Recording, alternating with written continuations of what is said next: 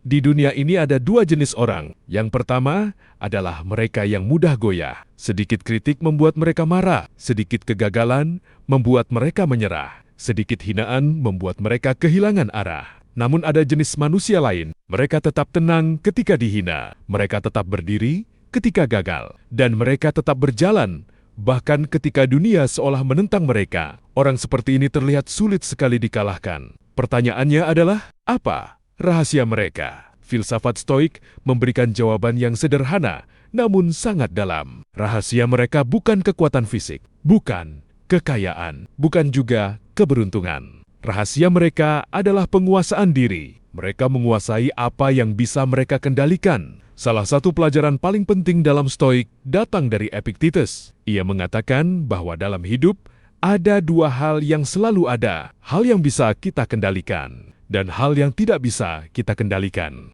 Orang yang mudah dikalahkan menghabiskan hidupnya memikirkan hal-hal yang tidak bisa ia kontrol. Pendapat orang lain, perilaku orang lain, nasib, keadaan.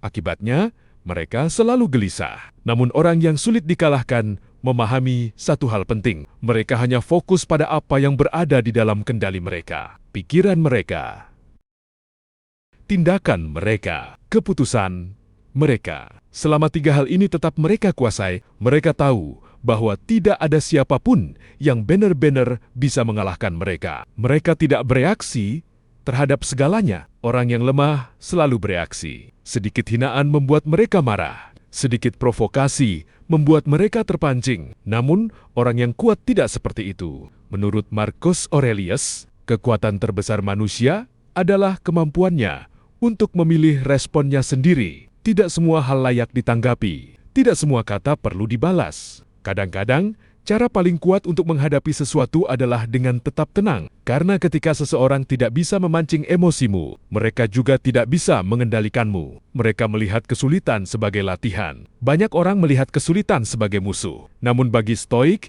kesulitan justru adalah latihan. Seneca pernah mengatakan bahwa kesulitan membentuk pikiran seperti latihan membentuk tubuh. Setiap masalah membuat kita lebih kuat. Setiap kegagalan membuat kita lebih bijak. Setiap hinaan mengajarkan kita tentang pengendalian diri. Orang yang sulit dikalahkan memahami bahwa hidup tidak selalu mudah.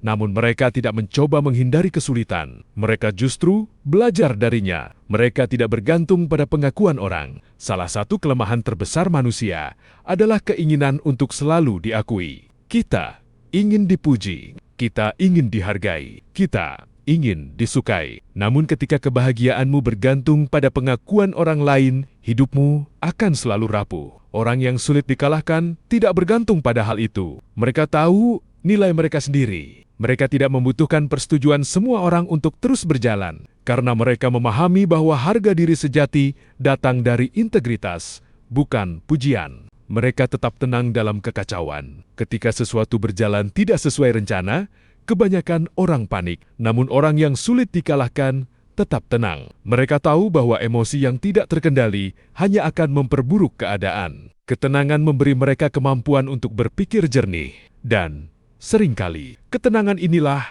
yang membuat mereka mampu melihat solusi ketika orang lain hanya melihat masalah. Pada akhirnya, menjadi orang yang sulit dikalahkan bukan berarti kamu tidak pernah jatuh. Bukan berarti kamu tidak pernah gagal. Tetapi, itu berarti satu hal sederhana. Setiap kali kamu jatuh, kamu selalu bangkit lagi. Karena orang yang benar-benar kuat bukanlah orang yang tidak pernah kalah, melainkan orang yang tidak pernah berhenti berdiri kembali. Dan mungkin itulah rahasia terbesar dari orang yang sulit dikalahkan. Bukan karena dunia tidak pernah menyerang mereka, tetapi karena mereka tidak pernah menyerah pada dunia.